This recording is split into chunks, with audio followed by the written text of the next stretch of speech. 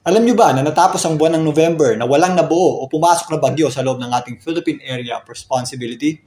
Ngayon, alamin naman natin kung ilan ang bagyong inaasahan natin ngayong buwan ng December. At silipin na rin natin ang mga posibleng weather system na makaapekto sa ating bansa ngayong December.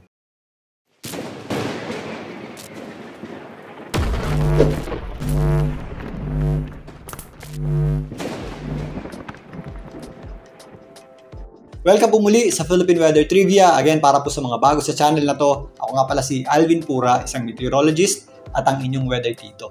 Sa matagal na pagkakataon, in the first time in more than 20 years, wala pong nabuong bagyo sa buwan ng November sa loob ng ating Philippine Area of Responsibility. Nitong nakarang October, wala rin po tayong bagyo na pumasok o nabuo sa loob ng ating Philippine Area of Responsibility. Ang huling bagyo natin ay ang bagyong Jennifer na nabuo at pumasok sa loob ng PAR sa buwan ng September at nagpatuloy lang sa buwan ng October. Meron naman mga ilang low pressure area na hindi lumakas sa pagiging isang bagyo. Pero ngayong taon, nakakasampung bagyo pa lang tayo. If ever walang mabuo pumasok na bagyo ngayong buwan ng December, posibleng ang 2023 ang pinakamababang bilang ng bagyo sa loob ng ating PAR sa isang taon. Ang kalaban po niyan ay ang taong 2010 at 1998 na nagkaroon lamang po tayo ng 11 na bagyo.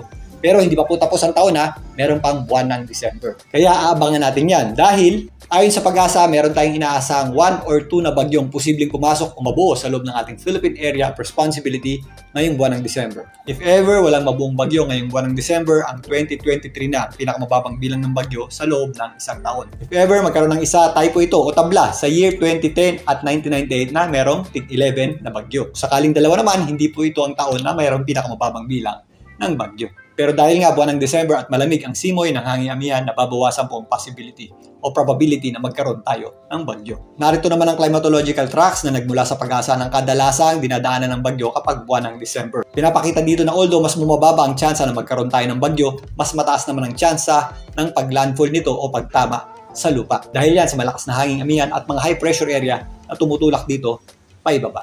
Mga notable at mapaminsalang bagyo kapag buwan ng December ay kagaya ng Sendong at ng bagyong Odette. I-comment nyo sa baba kapag meron kayong naaalalang mapaminsalang bagyo kapag buwan ng December. Siyempre, maliban sa bagyo, nagkakaroon din tayo ng mga low pressure area kapag buwan ng December. Meron nga tayong mga ilang low pressure area nitong mga nakaraang buwan, pero hindi po ito nag-develop o lumakas sa pagiging isang bagyo. Posible rin po yung mangyari ngayong buwan ng December dahil nga hinihinder ng malamig na hanging amihan ang paglakas ng ating mga low pressure area.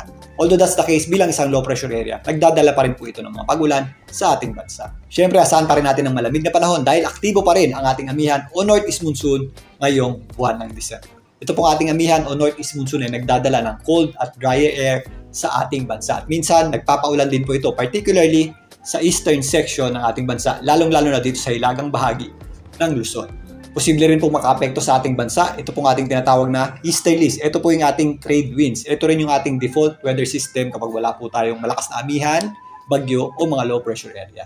At syempre, dahil aktibo itong ating amihan o northeast monsoon at itong tinatawag nating easterlies, yung salubungan ng kanilang hangin o yung confluence ng kanilang hangin, ito naman po yung tinatawag nating shear line. Ito yung dating tail end ng frontal system o tail end ng cold front na ngayon ay tinatawag na lamang shear line.